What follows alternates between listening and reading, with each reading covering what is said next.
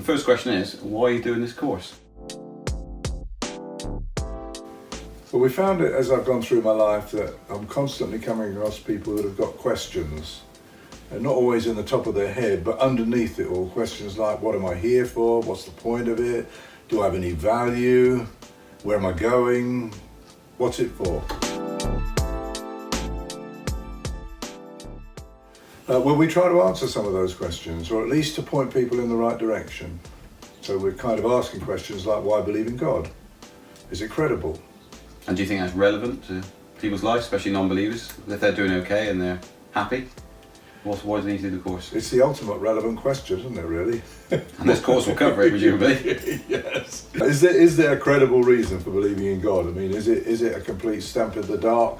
You either got faith or you haven't got faith, or is there any kind of rational and reasoned approach that can lead us to a sense that actually God is there? In practice, people don't seek God all the time, but at the back of our minds there is a question, and that question, it seems to me, profoundly affects the way that we live our life and our understanding and our expectations of it. You know, we've all got a kind of void inside, and we're always looking for a way to fill it. So do you think that touches on mental health? I think it does, yeah. I think it does. I think one of the reasons why mental health is such an issue today is that many people have got a huge kind of vacuum inside about their personal worth and value, and actually an understanding of what life is about. Why am I here? Because I think it runs through history, really, but I think it's particularly acute now because we've practically written God out of the equation. God is not hardly mentioned, and generally speaking considered to be irrelevant. Yeah, I mean, I've chatted with a few people and they don't appear to be seeking God at all. No, I could certainly understand that. That doesn't mean to say that they don't have questions underneath. No.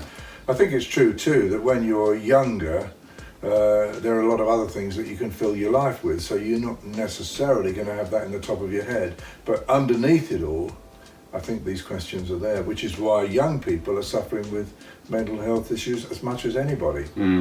So what's this course going to cover then? Well, we start, as I say, with the question, why believe in God? We also ask the question, why all the different religions?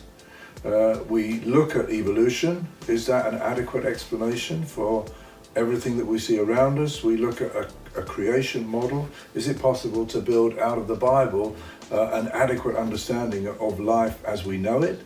We're also going to look at the character of God. What is God like? You know, most people know that God is love, but what else is there in God's character apart from that? How do you qualify that?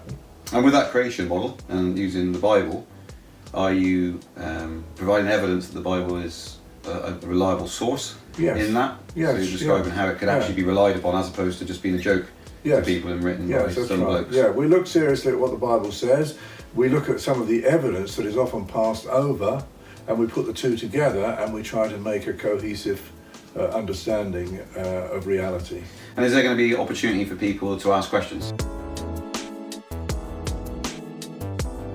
Totally. So it's an open forum, more or less, or so there's an open. I mean, there'll be a kind of a teaching spot though. You can interrupt me at any time, but then at the end of that there'll be question times and people to come back with comments, and then hopefully we'll have some opportunity for people to discuss things in groups, and you can question anything you like.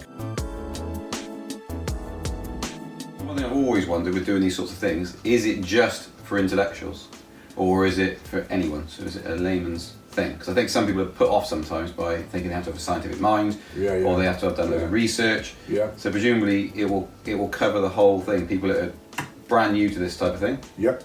And are seeking, also people that have got loads of questions and think they've researched it fully can also We try engage. to draw upon the kind of the sort of information that is available to pretty well everybody that's in the public domain, but we also then draw in other insights that might help to make it clearer. You are doing, how many is it? How many chapters?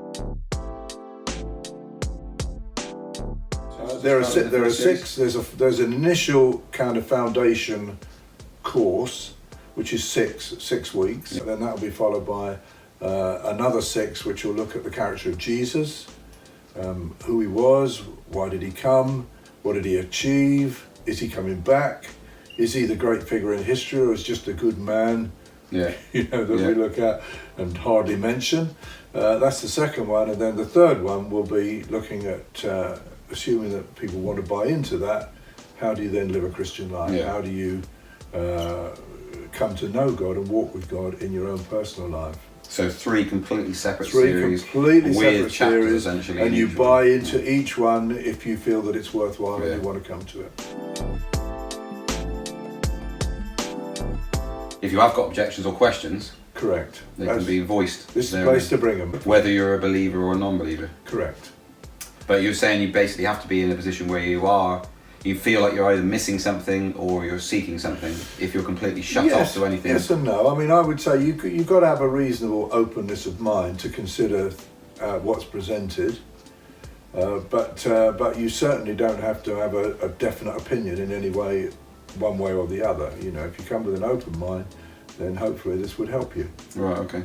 And it says what it is. It is a chance to weigh things up, Mm. to think about it. So even if someone was a stout atheist and actually wasn't really open, Yep. would it be worthwhile them coming to listen I think to so. your point of view? I think so, because they won't hear my point of view that much. No.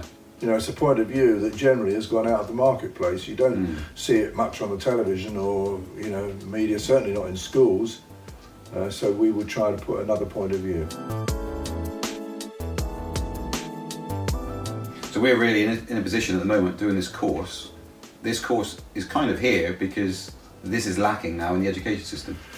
There's no voice. There is no. Generally speaking, I mean, in primary education, you get assemblies and a little bit of talk about God, but as soon as you get up to secondary education, that generally is replaced by an evolutionary worldview that, of course, is the predominant cultural worldview today. And everyone's growing up into that. So the generations coming forth Yes. are all in that environment. Yes. As we talked To about some earlier extent, off camera, yeah. we talked about the echo chamber where Yeah, it's yeah. hearing the same thing over and over again. Yeah. Right, okay. Right, I think that's it. Great, lovely. Look forward to seeing you.